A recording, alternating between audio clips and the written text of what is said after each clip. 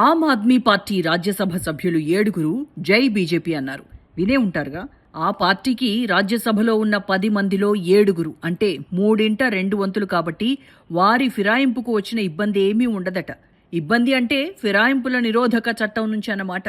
ఫిరాయింపులను నిరోధిస్తున్న ఆ చట్టం ప్రకారం చట్టసభ సభ్యులు ఏ పార్టీ వారైనా 3/2 మరో పార్టీ జెండా పట్టుకుంటే వారిపై అనర్హత వేటు పడదు.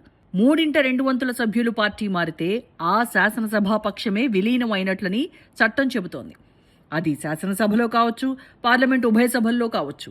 నిజానికి 3/2 కాకుండా ఎంతమంది పార్టీ మారినా ఆ ఫిరాయింపు అధికార పక్షానికి అనుకూలమైన పక్షంలో వారి సభ్యత్వానికి వచ్చిన ప్రమాదం ఏమీ ఉండదని ప్రజలకు చాలా కాలం క్రితమే అర్థమైపోయింది. ఇందులో బీజేపీ అయినా కాంగ్రెస్ అయినా తేడా ఏమీ లేదు. అందరూ ఆ తానుల ముక్కలే. అయితే బీజేపీ పరిశుద్ధ రాజకీయాల కబుర్లు ఎక్కువ చెబుతుంది కాబట్టి ఆ పార్టీ ఫిరాయింపులను ప్రోత్సహిస్తే కాస్త ఎక్కువ చర్చ నడుస్తుంది. నిజానికి ఎన్నికలలో గెలవలేకపోయిన రాష్ట్రాలలో అధికారం సంపాదించడం కోసం బీజేపీ కొంతకాలంగా రకరకాల దొంగదారులను కనుగొంది. మహారాష్ట్రలో అలాంటి దారిలోనే అధికారం సంపాదించింది.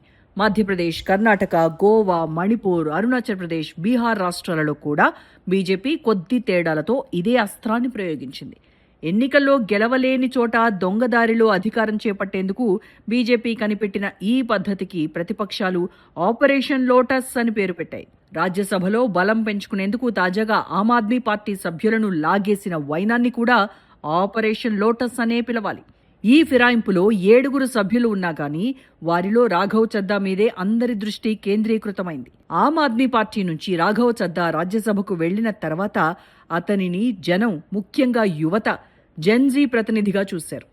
చట్టసభలో అరుపులు, కేకల రాజకీయం చేయకుండా జనం సమస్యలపై దృష్టి కేంద్రీకరించే కొత్త తరం నాయకుడిగా చూశారు. రాఘవ్ చద్దా కూడా తన పర్సనాలిటీని, జనానికి కనబడే పర్సనాలిటీని జాగ్రత్తగా ఒక పథకం ప్రకారం మలుచుకున్నారు. ఇదంతా చూసి మొదట్లో ఆమ్ ఆద్మీ పార్టీ నాయకత్వం కూడా సంతోషించింది. అయితే రాఘవ్ చద్దా లక్ష్యం తెర వెనక మరోటి ఉందేమోనని ఈ మధ్య అనుమానాలు తలెత్తాయి. ఫలితంగా ఆప్ నాయకత్వం అతనిని రాజ్యసభలో డిప్యూటీ లీడర్ పోస్టు నుంచి తప్పించింది. ఆ పోస్టులో అశోక్ మిట్టల్ అనే మరో సభ్యుడిని కూర్చోబెట్టింది. మొన్న బీజేపీలోకి ఫిరాయించిన 7 అశోక్ మిట్టల్ కూడా ఉన్నారు. దానికి ముందు అశోక్ మిట్టల్ వ్యాపార కార్యకలాపాలపై ఎన్ఫోర్స్మెంట్ డైరెక్టరేట్ దాడులు జరిగాయి. ED, CBI, income tax department వంటి కేంద్ర సంస్థల ద్వారా ప్రతిపక్ష రాజకీయ నేతలను దారిలోకి తెచ్చే ఈ ఒడుపును కూడా బీజేపీ బాగా ప్రాక్టీస్ చేసింది. అవినీతి ఆరోపణలపై కేంద్ర దర్యాప్తు సంస్థల విచారణ ఎదుర్కొనే వారంతా బీజేపీ తీర్థం పుచ్చుకోగానే పునీతులైపోతారు. వారి వ్యాపారాలపై మొదలైన దర్యాప్తు సడన్ గా ఆగిపోతుంది. ఇదంతా చూసి బీజేపీని వాషింగ్ మెషిన్ అని పిలవడం మొదలుపెట్టారు. రాఘవ్ చద్దా కూడా బీజేపీని వాషింగ్ మెషిన్ అన్న వ్యక్తే. ఇంకా రకరకాలుగా విమర్శించిన వ్యక్తే. బీజేపీ గూండాల పార్టీ అన్న చద్దా వీడియో ఇప్పుడు సోషల్ మీడియాలో తిరుగుతోంది. బీజేపీని, ఆ పార్టీ నాయకులను విమర్శిస్తూ ట్విట్టర్లో, ఇన్స్టాగ్రామ్లో తాను పెట్టిన పోస్టులను చద్దా తాజాగా డిలీట్ చేశారు. మరి తప్పదు కదా. మొత్తం మీద చద్దా చేసిన పని వల్ల పార్టీ ఫిరాయింపులపై మరోసారి చర్చ జరుగుతోంది. సోషల్ మీడియాలో చద్దాపై తీవ్రమైన విమర్శలు వస్తున్నాయి. చద్దా బీజేపీలో చేరిన 24 గంటల్లో ఇన్స్టాగ్రామ్లో చద్దా ఫాలోవర్ల సంఖ్య 10 లక్షలకు పైగా తగ్గింది. 14.6 మిలియన్ల నుంచి 13.3 మిలియన్లకు పడిపోయింది. దీనిని బీజేపీ రాజకీయాల పట్ల వ్యతిరేకత కింద చూడాలో, చద్దా చేసిన పనికి వ్యతిరేకత కింద చూడాలో, లేక రెండింటి మిశ్రమం కింద చూడాలో మీ ఇష్టం. నిజానికి ఇప్పుడు చర్చ రాఘవ్ చద్దా చుట్టూనే తిరుగుతున్నప్పటికీ ఇక్కడ విషయం చద్దా కాదు. భారత రాజకీయాల్లో విలువల పతనం అసలు విషయం. నిన్నటికి నేటికి 180 డిగ్రీల కోణంలో రాజకీయ దృక్పథం మారగలిగే నైతిక పతనాన్ని రాజకీయ పార్టీలు పెంచి పోషిస్తున్న విషాదం అసలు విషయం.